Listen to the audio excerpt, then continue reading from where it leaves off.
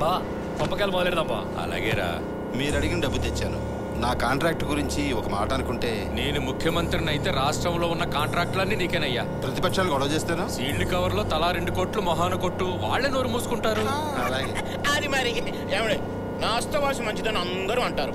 ముందు నాతో మొదలెట్టండి, మీకు అన్ని శుభాలే శుభాలు. అలాగే.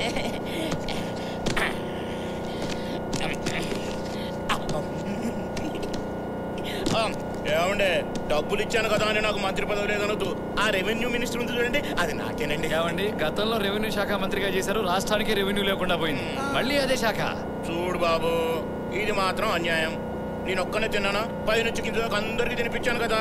ఇదిగో నేను ఆ భారీ పరిశ్రమలు తప్ప ఏది ముట్టుకోను. అమ్మా పూజ, గతంలో ఓ పార్టీలో చేరావు, అది ఎన్నికల్లో చిత్తుగా ఓడిపోయింది, మళ్ళీ ఇంకొకరి దగ్గరికి. ఇప్పుడు ఎందుకులే, ఇప్పుడు ఇక్కడికి చేరావు, ఏమవుతుందో. అవన్నీ ఇప్పుడు ఎందుకయ్యా? అవన్నీ అనుకుంటూ కూర్చుంటే కుదరదు. ఇప్పుడు మనకు అందరూ అవసరమే. ఇదిగో 18 ఏళ్లకి రాజకీయాల్లో అడుగుపెట్టి ఈ పార్టీ కోసం అన్ని దారిపోసా, నన్ను మర్చిపోకండి. ఏంటయ్యా అర్ధరాత్రి గొడవ? ఆ మంత్రి జనార్దన్ రావు ఎమ్మెల్యేలందరినీ అర్ధరాత్రి ఇంటికి పిలిపించుకున్నాడు. మిమ్మల్ని దింపి వాడు సీఎం అవుతాడట. ఎలా అవుతాడయ్యా?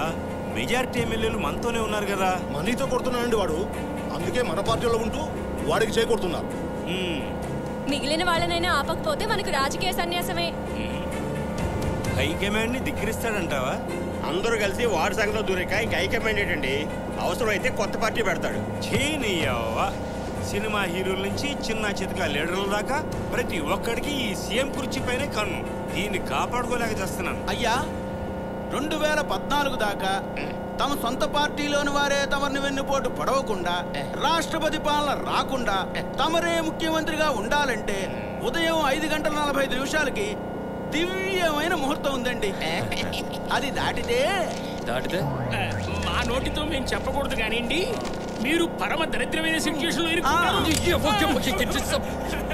యావండి, కాస్త ఆపండి. అది అన్నది మేము కాదు, ఇదిగో ఈ పంచాంగాలు చెప్తున్నాయి. ఆలస్యం చేస్తే ఆ యువనేత వచ్చి అధికారాన్ని ఎగరేసుకుపోతాడు. అయ్యా, మనకి గంటాలన్నీ పోవాలంటే ఓ ఐడియా అండి. ఏంటి? ఆ కిష్టయ్యను కూడా మనలో కలుపుకుంటే మంచిదేమో. ఆయన అసలే నీతి నిజాయితీ అంటూ కలవరించే మనిషి, మనతో కలుస్తాడంటావా? ఈ కబుర్లన్నీ అవకాశం దొరికేంత వరకే. ప్రతిపక్షంలో ఉన్నోడు అధికార పార్టీ వాడు దోచుకుంటుండహో అని గోల చేస్తాడు. వాడికి అధికారం వస్తే వాడు చేసే పని కూడా గీదే. ఈ కిష్టయ్య ఎంత అండి? ఏమండే, మంచి ఇంపార్టెంట్ పోర్టు పోలీస్తాడు, కబురు పెట్టండి, పరిగెత్తుకుంటూ వస్తాడు.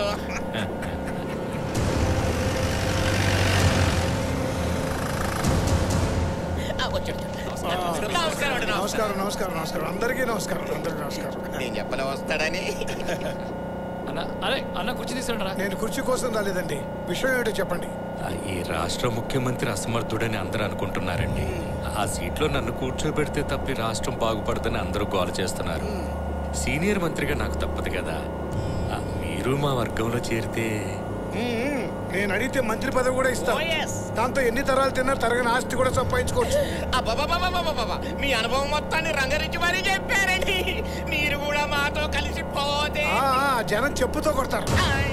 ప్రపంచంలోనే అతిపెద్ద ప్రజాస్వామ్య దేశం అండి. దానికి ఎందుకు ఇంత దుర్గతి పెట్టింది? వాళ్ళనేదో ఉద్ధరిస్తామనుకున్న ప్రజల్ని మీరు మోసం చేశారు కాబట్టి. చీకటి బజార్లో వేశ్యలు కొన్నట్టు ఎమ్మెల్యేలు కొట్టున్నారు కాబట్టి. అలా చేయడానికి సిగ్గులేదు మీకు? ఓటుకో స్కామ్, రోజుకో కుంభకోణం, 1000 కోట్లు 1,00,000 కోట్లు విదేశీ బ్యాంకుల్లో అకౌంట్లు. ఇందుక మిమ్మల్ని ఎన్నుకుంది, ఇందుక ప్రజలు మిమ్మల్ని గెలిపించింది. 100 కోట్ల జనాభా, అపారమైన వనరులు ఉండి కూడా ఏంటయ్యా ఈ దేశపు దౌర్భాగ్యం? మేమేనే దేశంలో కొత్తగా తింటున్నావా? అందరూ చేసేదేగా. మీరు తింటున్నది ఎవరి డబ్బో తెలుసా? బజార్ పక్కన బడ్డీ కొట్టువాడిది, ఆటో డ్రైవర్లది, కిరాణా వ్యాపారస్తులది, మధ్యతరగతి కుటుంబీకులది. వాళ్ళు సంపాదిస్తున్న ప్రతి పైసాలోంచి పన్ను కొడుతున్నారు తెలుసా మీకు? ఆ డబ్బు తిరిగి జనం కోసం ఖర్చు పెట్టకుండా దోపిడి దొంగలాగా దోచేస్తారా? ఏం పని చేయాలన్నా పన్నులు పన్నులు పన్నులు. ఆఖరి రోడ్ల మీద తిరగాలన్నా రోడ్ ట్యాక్స్ అంటూ జనం జేబులు కొడతారా? మీరు దాచుకున్న బ్లాక్ మనీ అంతా బయట తీస్తే ఈ దేశంలో ప్రతి ఒక్కరు లక్షాధికారి అవుతాడు తెలుసా మీకు? ఇప్పటికే ఈ దేశంలో చాలా సమస్యలు ఉన్నాయి.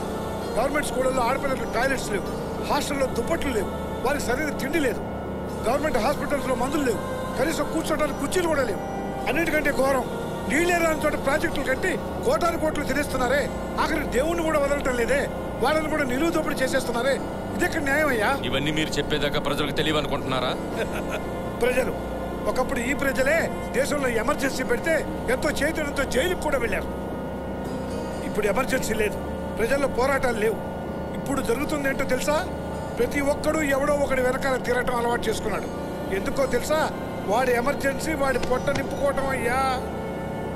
ఈ దేశంలో సామాన్యుని కిలో బియ్యం కోసం 100 రూపాయల పెన్షన్ కోసం అడుక్కు తినే స్థితికి దిగజార్చారు. అదేంటని ప్రశ్నించే యువతరాన్ని పోటీ పరీక్షల విషవలయంలోకి దింపి అందరి అడ్డంకులను తొలగించుకున్నారు.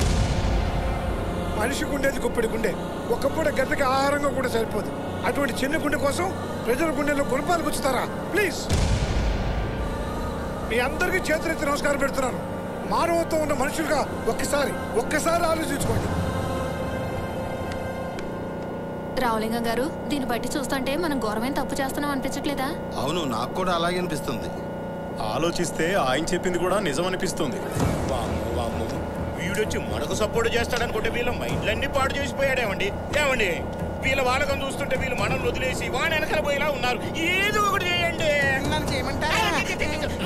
ఏంట్రా ఇది? నువ్వేం టెన్షన్ పడకు బా, నేను చూసుకుంటాను కదా. మళ్ళీ ఎవరు నేనే లేపే ప్రోగ్రామా? అవును, ఎవరు లేస్తారో చూడు.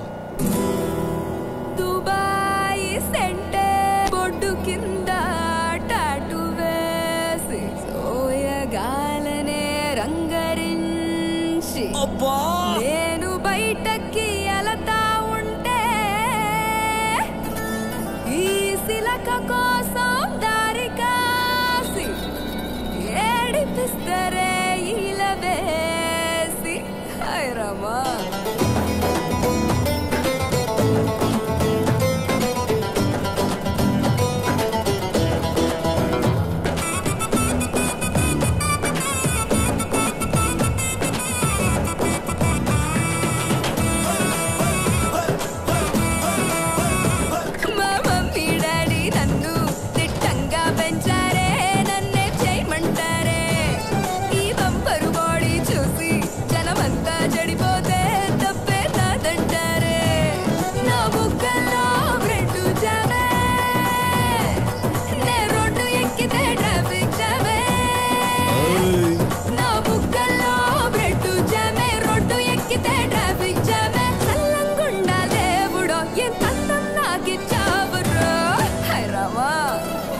మమ్మీ డాడీ నన్ను దిట్టంగా పెంచారే, నన్నే చేయమంటారే. ఈ బంపరు బాడీ చూసి జనమంతా చెడిపోతే తప్పే నాదంటారే.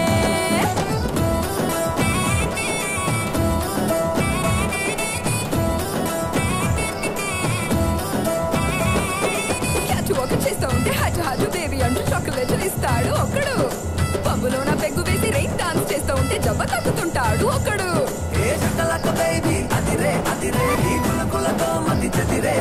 ఆ హీరోలంతా డేటింగ్ కోసం పోటీ పడుతుంటారే. ఈ ఏపీలోనే సూపర్ ఫిగర్ అని అంతా అంటుంటారే.